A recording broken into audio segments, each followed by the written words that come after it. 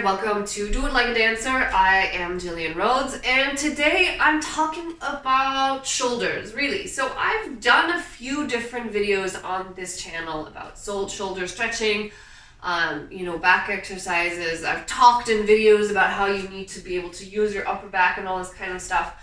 But I just wanted to sort of give a little bit of context to it. Very briefly, when you're dancing ballet, right, there's a certain posture which you would think is only related to your ribs and to your back and your pelvis, but it's very connected to your shoulders and your shoulder blades as well. And I realized this, and this is not just ballet, by the way, it's in contemporary. And I realized this because I was watching videos of myself dancing, and I realized that I had this sort of permanent hunch here, and it was limiting my ability to move, right? I noticed that I had the back movement, but my shoulders were kind of stuck because of this whole part of my back was not moving at all.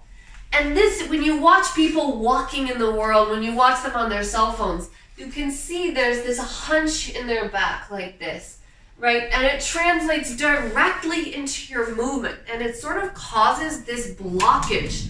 And without sort of being able to free your shoulders and your shoulder blades to drop back and actually have the open posture between your neck and your head and your shoulders, right, you get really limited in your expressive ability.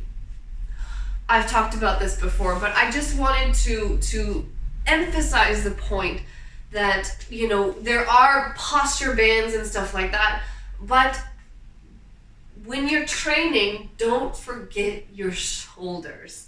I think when we think of dance, we're always thinking of our legs, and we're always thinking of, our abs or our back, and this part gets really left behind, your shoulders. And then you end up with this kind of permanent hunch, and it's just limiting in what you do with your body. And so to be able to open that up and to stretch, so I do, there's this video, which is a lot of the stretches I'm doing to really open the shoulders and get the use of this mobility back. And so I just wanted to point that out, specifically point it out. So maybe that can be useful for you as well. So that's why I'm harping on the shoulders in recent videos, and I have in the past.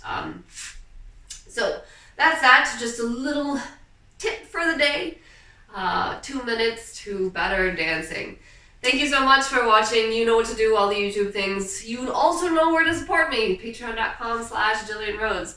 Thank you for being here, and I will see you next time.